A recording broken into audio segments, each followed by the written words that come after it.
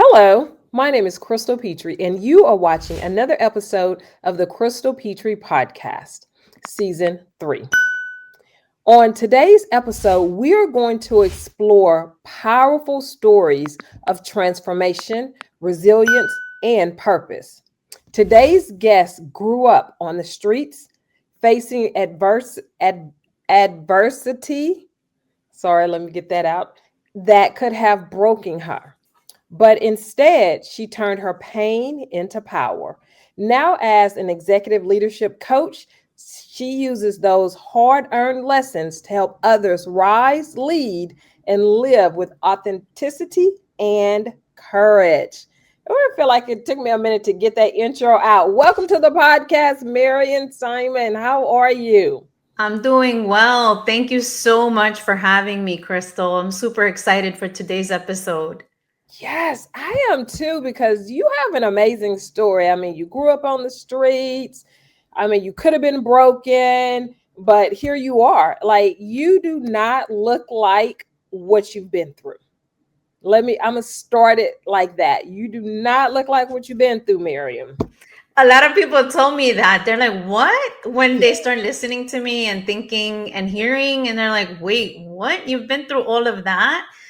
And You and got, that's actually how people were saying to me in just little bits and pieces, like, hey, maybe you should write a book, or maybe you have a lot more to say than people know, right? Things like that.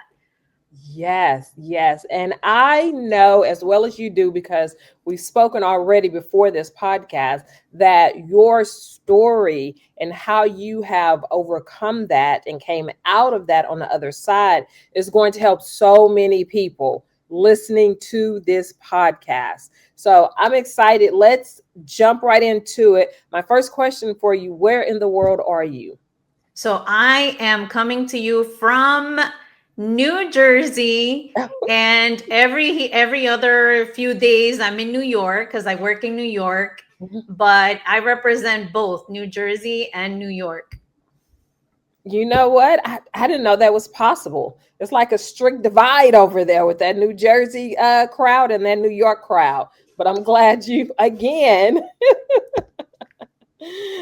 are bringing it together. You're bringing it together.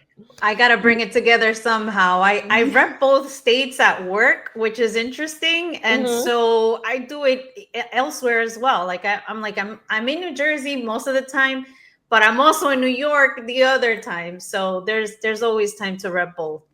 Absolutely, absolutely. Now, Marion, can you take me back to growing up on the streets? I mean, I know I have my idea of what that is, and I'm sure people that are listening have their idea of what that is when they hear growing up on the streets. But what did that mean for you? What was your daily life like?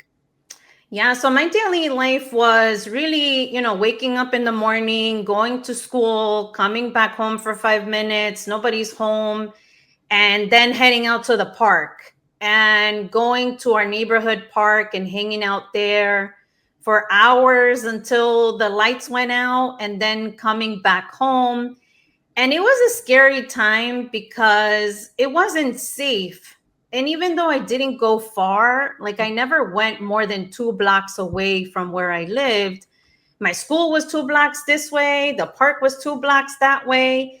But the reality was that anything could happen to me, either going down the 4 flights of steps, which one day one thing did happen to me, coming up the stairs, and crossing the street. There were always people hanging out on the streets. There were homeless people, there were gang members, there were all kinds of people, workers, the people that are out there doing the hard work. And it was always a surprise of what would happen. And then I also had great moments at the volleyball court.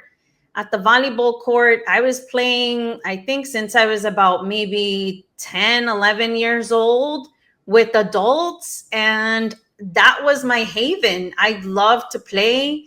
And I learned so much by being surrounded by adults and learning the game and loving the game of volleyball. I mean, that was my sport. I loved it. People were playing basketball nearby, soccer, but I was at the volleyball court every single day I could. Even if I went to the beach with my grandparents, like on a Saturday or Sunday, I would come back to be there. Are you in a emotional space where you can tell us what happened to you as you went up the stairs of your apartment complex? Yeah, for sure. So when I was going upstairs, every day when I went to school, there was always a young man who would look at me and kind of, he was just always hanging out. I don't know. He was a little few years older than me. So I was probably not even a teenager. And he was a little older, maybe 15, 16. And one day he followed me into my building, and as I was going up the stairs, he followed me up, and at one moment he grabbed me and like pulled me towards him, like my back towards him. And I didn't say anything because it caught me off guard, but nothing happened. I think I don't know what he thought or what happened, and he let me go and he ran downstairs and I ran to my apartment. Wow, I'm glad that whatever happened, whatever caused him to change his mind and change his heart happened in that moment. Me too.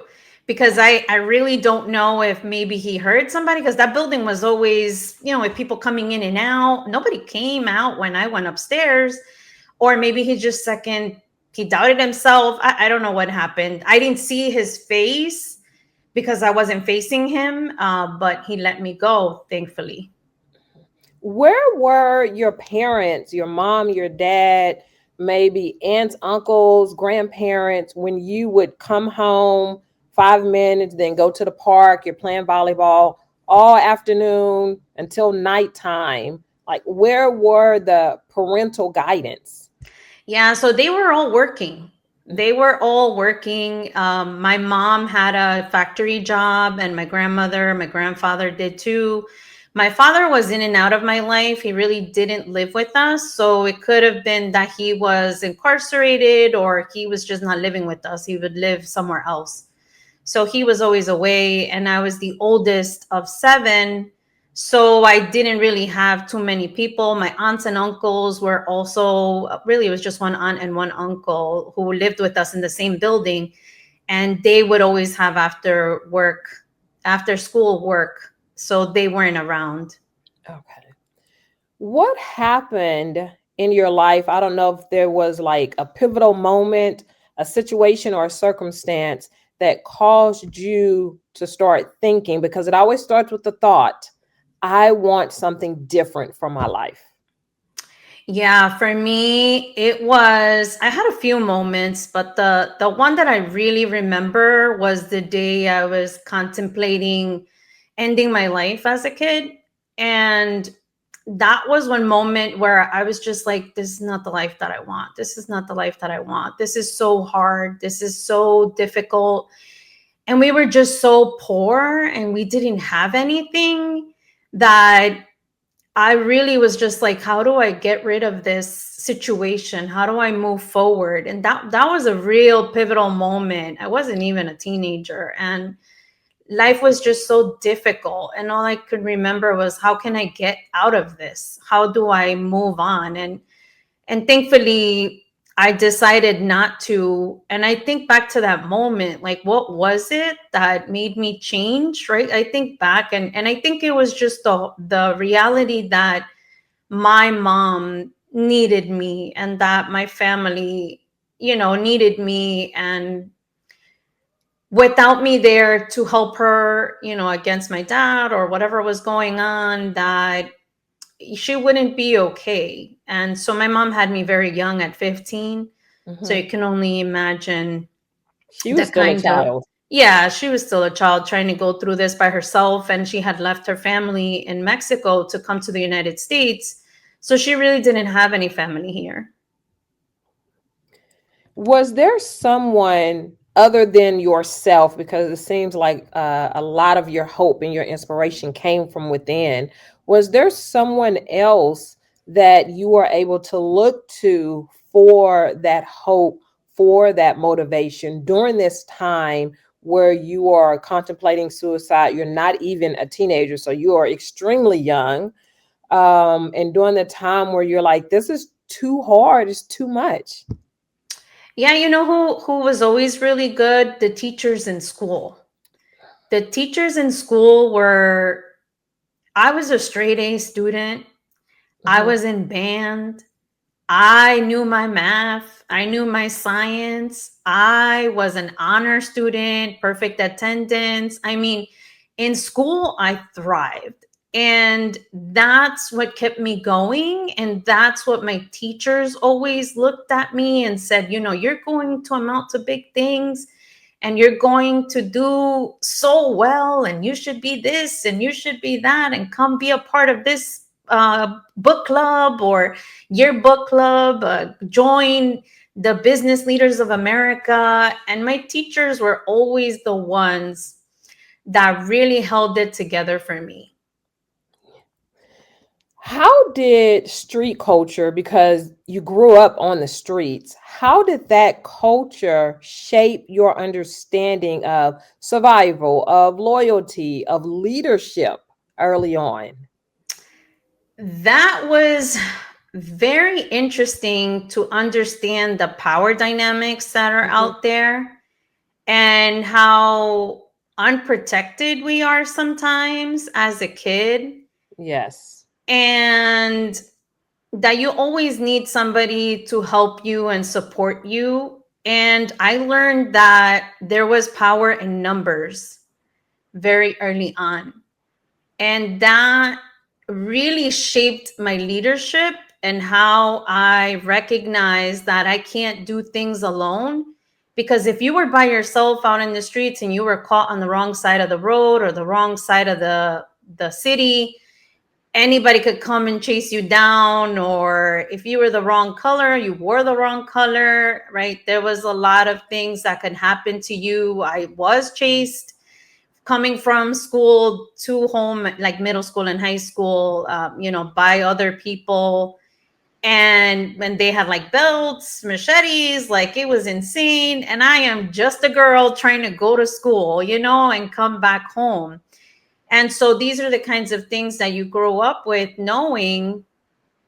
And loyalty comes into place because if you don't have other people to help you during this time or to look out for you during this time, you're really vulnerable and your life could end at any minute.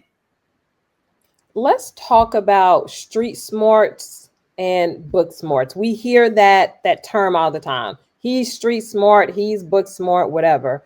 And you have both. It seems to me that you have both. So let's talk about your street smarts. What are some lessons that you learned on the streets that you could never learn in traditional education, that you could not learn in school?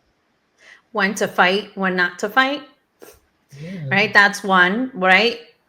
Sometimes you need to keep quiet and sometimes you need to advocate, right? And it doesn't mean be physically abusive to somebody. It's really just when you need to voice your opinion and advocate and when it's not the right time. And so there's a lot of unwritten rules that we abide by in the streets, like respect and paying attention to your surroundings. And there's a lot of who's in the wrong territory kind of thing, like that, right? And so when you're in the office and that kind of thing, that tends to happen too, where people are like, this is my unit, or this is my group, and this is how this is done, and or this is how I run my organization. And those are the kinds of things that come into play that other people are not really aware of or can't understand. And the self-awareness that you build is insane. I can read a room really quickly, and I can read who's a fake and I can read who's real. And those kinds of behaviors are not, that's not taught in school. Like you need to become an investigator probably to be able Yeah. to pick up on those things, right? And I can sense danger really quickly. Did you have any kind of mentor or help or somebody that kind of guided you while you were on the streets? I know in the schools you said you had your teachers. Did you have anybody like that in the streets for you?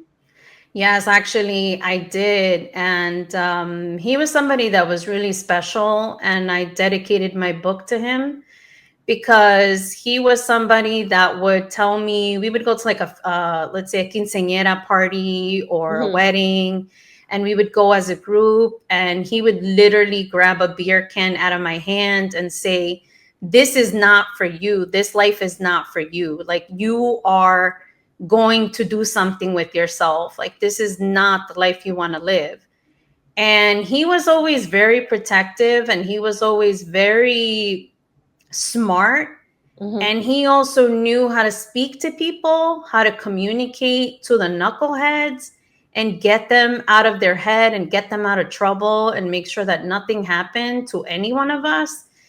And he was the person that really was instrumental because he actually ended up taking a bullet for me and he passed away. And that What? happened to me at 17. Yeah, it happened to us at 17. I was only 17, and there was a drive by, and we went to the door, and some people started shooting, and they missed me because he pushed me out of the way. And when he pushed me out of the way, his body fell. That's all I heard. And then I turned around, and it was not good. What was his name? Juan. Wow. That's amazing. I did not see that story going in that direction. Yeah, yeah. Yeah. I mean, he showed me trust. He showed me friendship. He showed me like true unconditional love that I hadn't received from anybody. Hmm. And we were really close friends. He would come pick me up. We would go to the park. We would hang out. He would come watch me play volleyball. I would go watch him play soccer. And it was something really special to both of us. We knew each other's secrets. Like we would just chat about things, and I eventually became his girlfriend for about 30 days before that happened. Yes. I was thinking, it sounds like you guys were best friends. Mm-hmm. That's what yeah, Mm-hmm. that's what I was thinking. Yeah. What did growing up on the streets and being street smart teach you about community and resilience? Definitely that together we can get through a lot, and that in community you can really protect each other and help each other out. Hmm. And when you're working together, it's really difficult for people to intrude in your happiness and for people to not give you what you want. Like that, like I mentioned before, is there's so much power in numbers, and being able to have a common goal or a common thread, hope, faith, whatever it is, that you all work towards that and you all look out for each other. I mean, there's nothing like that where you can trust each other and you have each other's back, and then picking each other up after, like let's say somebody was shot and then you had to go see them or help them out, right? Get them back together. Or somebody ended up in juvenile detention and you had to pick up the pieces and, like just wonder how they're doing and how's everything going, and really just try to be there how you could, because you couldn't really see everybody and you really couldn't be around everybody, but you just realized how much the people that really count are there for you in hard Hmm. times, and how the people that aren't for you walk away and don't, they're cowards or don't show up, or and it could be out of fear, right? Some people Hmm. may be fearful of things and not want to come back or things like that, but it's a really tough environment to live through. And once you live through it, you really earn your stripes and you really earn a tough skin where you can really face anything. Now, earlier in the conversation, Miriam, we were talking about your first thought as far as, I want something better for my life, something better, something has to change. After that thought, what was the first step you took to actively start changing your life? So that came when I was an adult and I was on my own. And at about 23 years old, I went to a Tony Robbins seminar. And I had no idea who he was. I had no idea what he was going to talk about, no idea what professional development was, no idea about anything like that. Mm-hmm.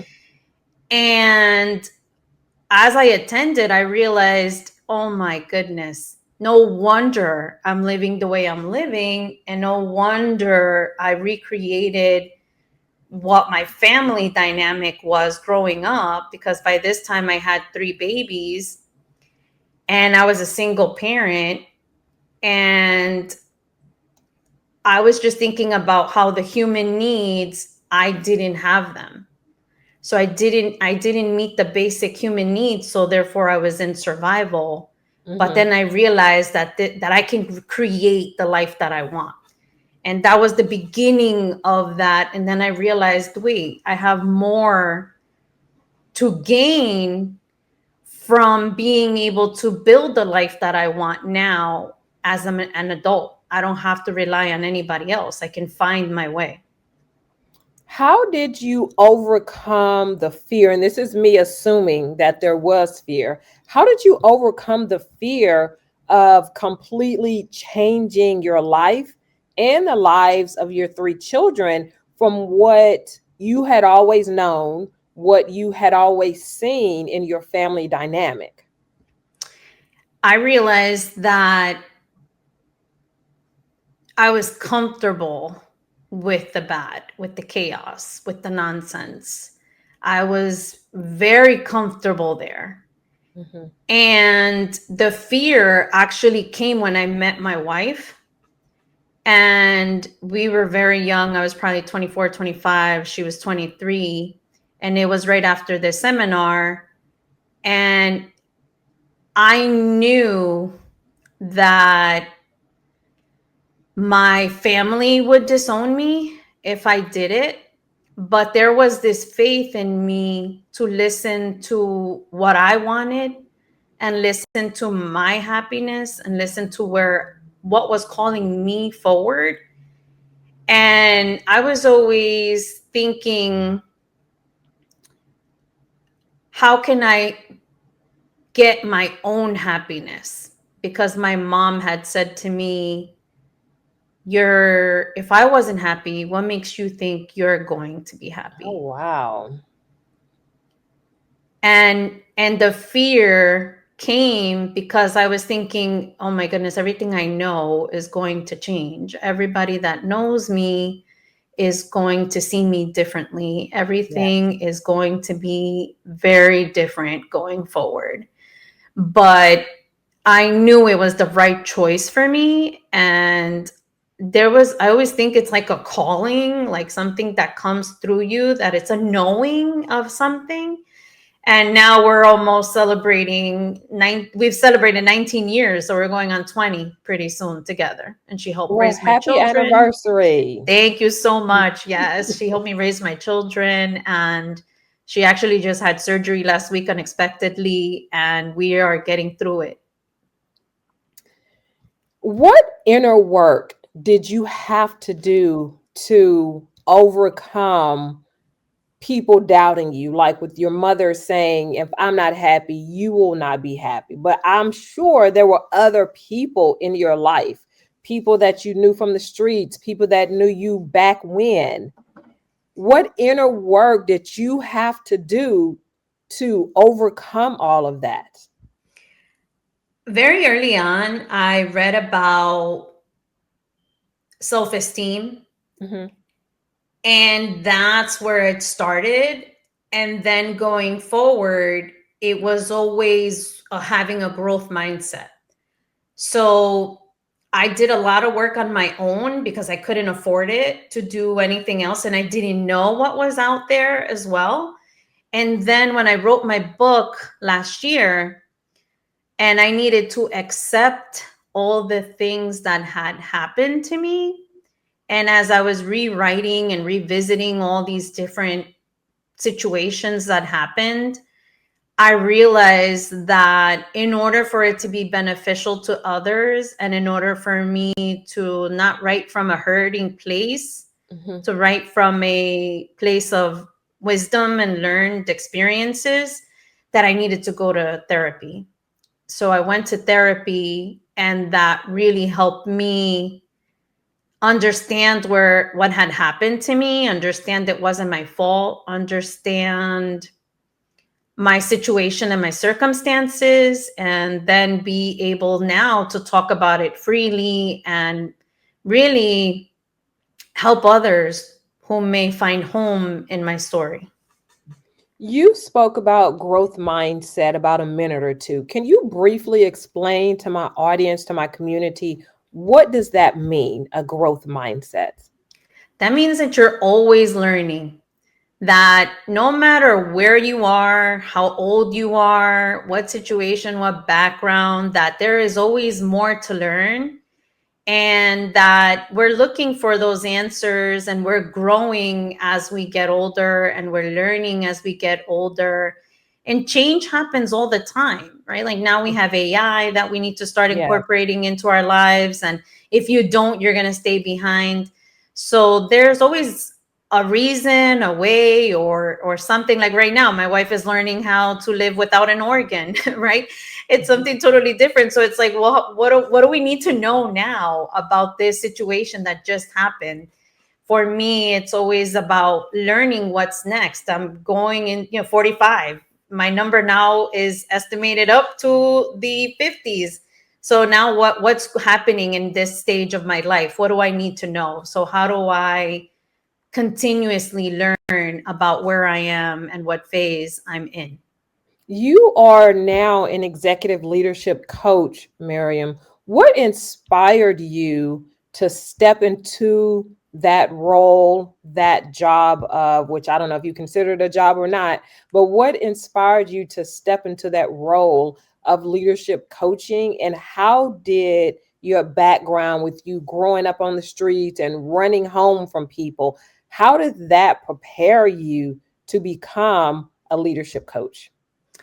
What happened was that I lost my executive sponsor, and Okay. I reached the peak of my career.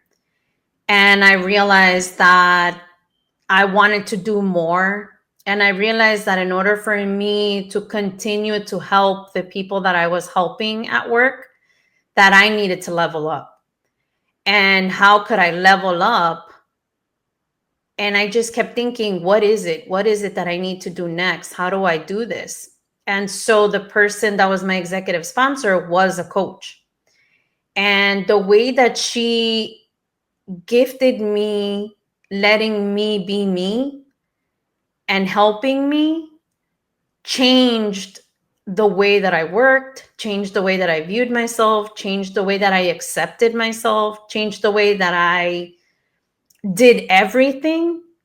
And that's the gift that I want to give to other people. So that's why I thought about becoming an executive coach. And then I was thinking, people that come from my background may not even know what an executive coach is, may not even have access to this type of development, this type of work that somebody can help you. And I was just thinking, oh no, my community needs this. Like if I've flourished in just like a year's time, and I went from excellent to like outstanding, I mean, Mhm. you can't even imagine that. And for me, it's just thinking like I'm 4% of what Latinas make out there, and that's a real exception to the rule. And coming from my background, all the fight, all the struggles, all the adversities, everything was well worth it, because now I can advocate for others, and now I can be that person who can see them for who they are and not judge them from where they came from. You work with executives and corporates as an executive leadership coach. How do you help those executives and those corporate leaders with the background that you have?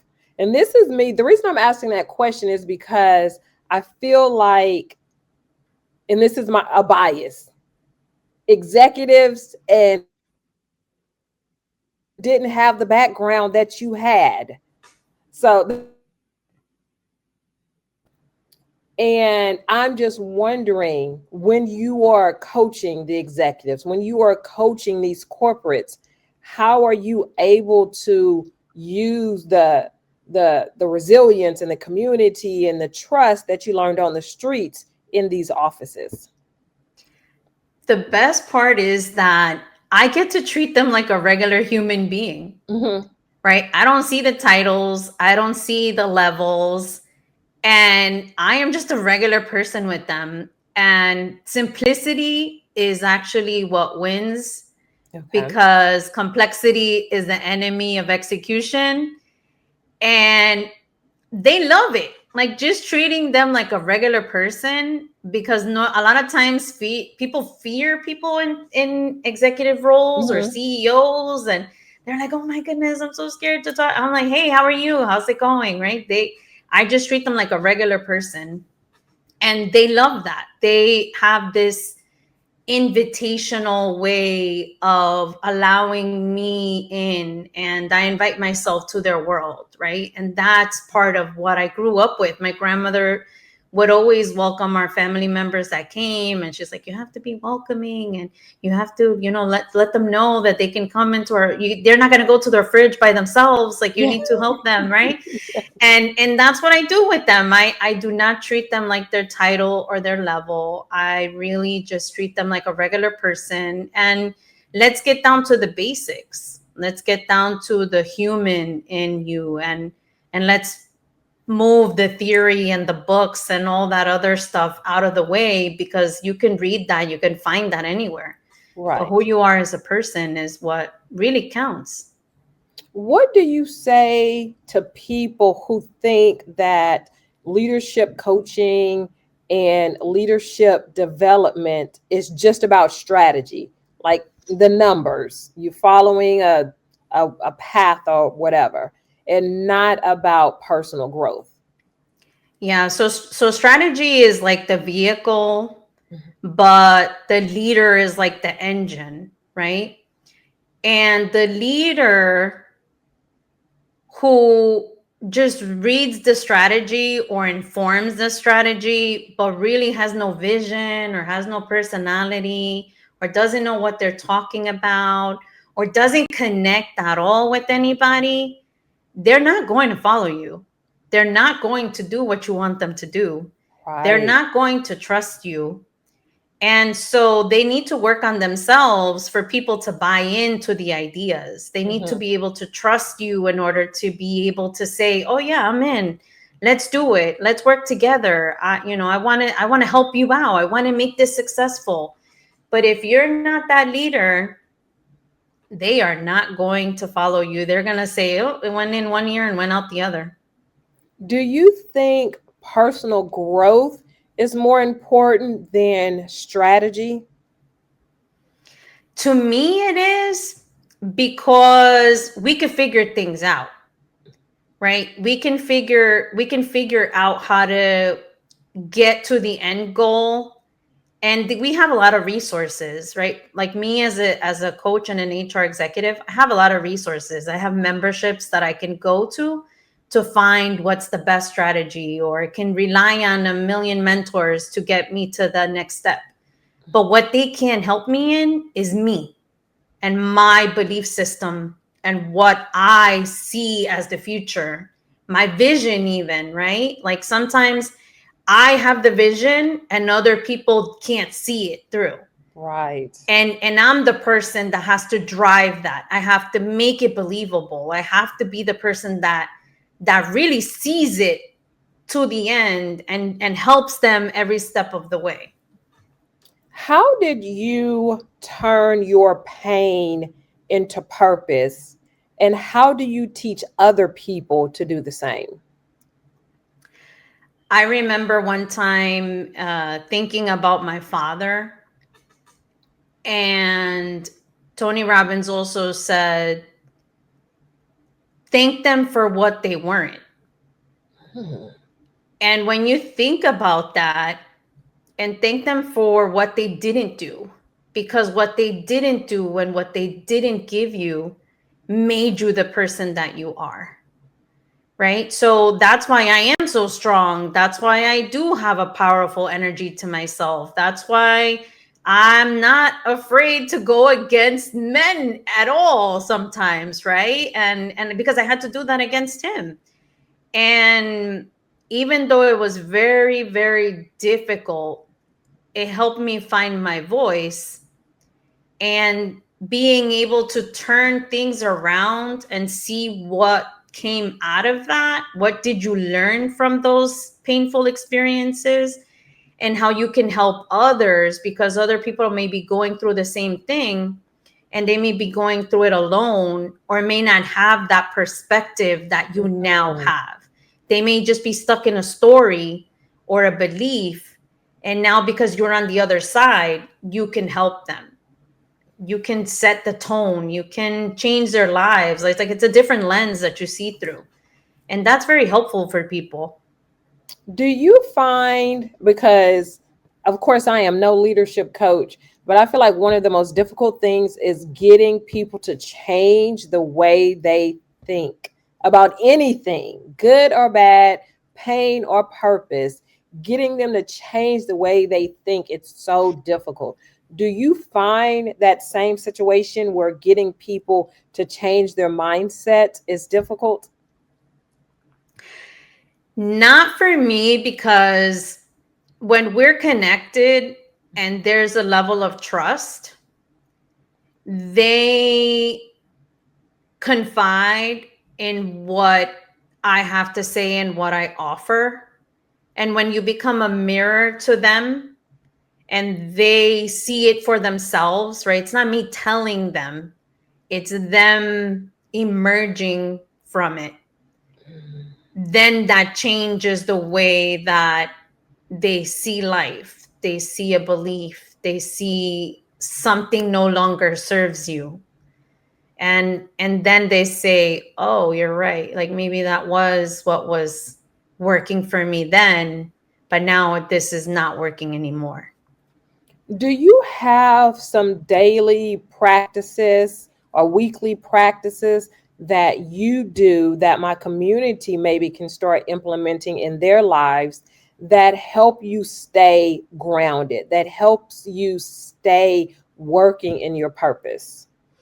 Definitely. I have a few things. One is I listen to Bad Bunny, and I listen to Who's going to be fun on the Super music. Bowl? Yes, exactly. I listen to fun music that's going to get me hype and going to give me the energy that I need to be at my peak state. Like, so I'm in a beautiful place, and I can, just before this, I was listening to the music, and I was having a great time with it and getting myself pumped for the energy.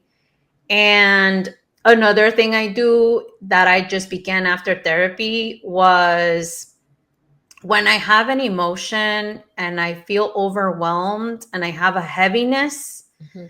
that comes where I feel like I want to cry, but it's not emerging yet. And I don't know why I want to cry or why I feel this way.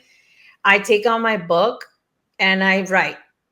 And it could be after a no, a rejection, a difficult moment, a conversation. We all have those, right? Depending on what's going on in our day, in our lives. There's always up and downs, there's always yeses and nos. And I write down my emotion, and I literally just write whatever comes, whatever comes, whatever comes, whatever comes. And that will bring up the feelings for me, so I don't I don't like put them under the rug anymore. I let them emerge so that I can understand myself better. And then I understand where it's coming from. And then I can let it go and release it.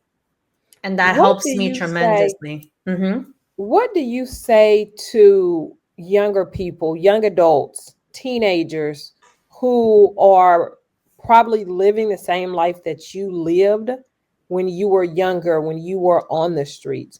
What advice would you give them to help them change that situation, come out of that situation, change their mindset? Go out and find mentors, teachers that will show you a different life. So I had one teacher who took me to her beautiful home, which was not even that far from where I lived, maybe 10 minutes. And I was thinking to myself, oh, wow, like this is something that we can have, right? I was only in a 1-bedroom apartment in a building. And this was like a beautiful home with a backyard. And it was just so beautiful. And then when you think about that, open yourself to different experiences. If there's a field trip that you can go to, if there's a group that you can join the group and go do different experiences. Like me joining peer leadership in high school helped me go to, we had this like camp, a day camp that we went to, and we did leadership, Trust Falls. And I Oh, was the first yes. one to go. Yeah, I was the first one. You go on the tree and like you're at the edge, and then you have to like let yourself go and let the team hold you and things like that, right? So when you open yourself up to those different types of experiences, you begin to see there's a different world out there. You begin to surround yourself with other people. So like right now, right, I'm surrounding myself with people who are millionaires, and I'm thinking, wow, these people have millions of dollars, these people have millions of followers, like how do they do this, right? And so when you think about that, you put yourself in those rooms that are very different from where you currently are, you're expanding your world, you're expanding your mind, you're expanding your possibility of what life could be. And I've been doing that my entire life. How can leadership and businesses make space for voices from people that grew up on the streets and from underserved communities?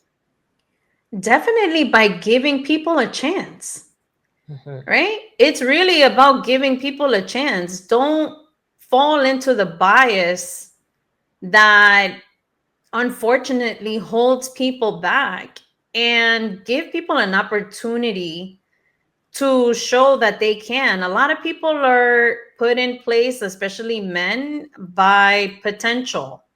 But some of us women don't, we have to prove ourselves over and over again that we did it. And sometimes we have even the results and the receipts.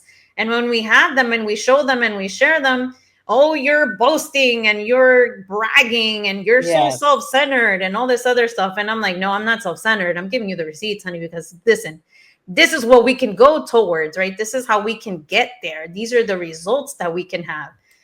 And so sometimes it's just about being bold and really sharing your expertise with them and adding value, right? When you're on the other side, the businesses and the organizations really just need to see what people can do. Give them a project, give them an extra assignment. That's what happened with me. I was in the ERGs, BRG world, like business resource groups, Hmm. employee resource groups. And that really demonstrated my leadership without me being in a leadership role. And I began to present to leaders, and that's how they began to notice me and began to see me differently. So sometimes taking yourself out of your current situation. So, like, I got out of working in New Jersey, and that's why I went to work in New York so that they can see me differently. And that's what I began doing. Now I'm doing the same thing. I'm working in HR, but I'm stemming out into leadership and to become, being the executive coach that I am. And I'm doing facilitation for organizations outside of my organization. What myth would you like to push back on when it comes to transformation?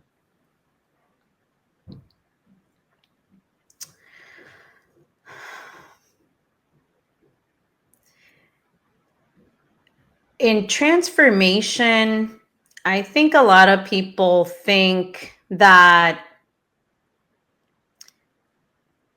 you can do things on your own and independently. And in reality, it takes a team to really Mm, get to that transformation.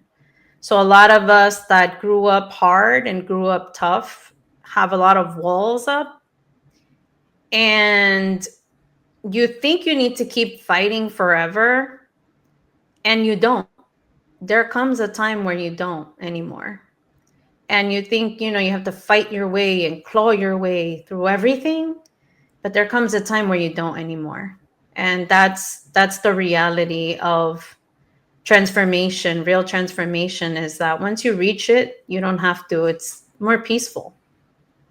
I would like to say that it's not an overnight situation. Like real transformation, it's going to take you time, it's going to take you energy, it's going to take you effort as well. Definitely anything that I've accomplished took about a decade, Mhm.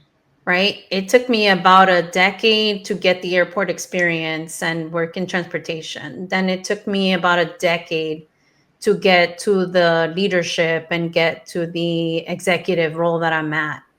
It took me, now I'm in the beginning stages of executive coaching in my own business. So I know it's going to take me a few years to build my following, to build my business, to build my podcast, to build the blog, right? There's just a lot that comes into play, and consistency is key, or you won't get your hours and you won't put in the time. And it definitely takes a lot of times too. Like the more you do it, the easier it gets. Mhm. So I got promoted 8 times, and I didn't just double my income, I quadrupled it. Wow. And that, yeah, that my goal was only to double it in 5 years, and I ended up doubling and then doing it again. And that came from me shooting my shot, like just putting my name in to the jobs that I thought I could go for. And I didn't get a lot of them. And even actually, somebody who works for me rejected me before, and now I'm their manager. So Yes. you never know where the world is going to take you and how far you can go. But me giving myself that opportunity and being in it to win it is what helped. If you could speak to younger Miriam that's, at the park, that's out until nighttime, what would you tell her? Girl, everything is going to be okay. And love is available to you, because I really didn't feel the love. And that's Mhm. something that I have now. You have been an executive leadership coach now for some time. What is your intention in this space? My intention is to reach as many people as possible so that they can see the possibility. I mean, there's so much noise out there, and there's so many different things that are going to be in the way, and the hurdles we need to jump over. But my job is to help them see that regardless of all that, you can find a way. There's a way to get to where you want to go. It may not be going up the ladder, it may be going around it, it may be going under it. There's just so many different ways that you can create your own lane.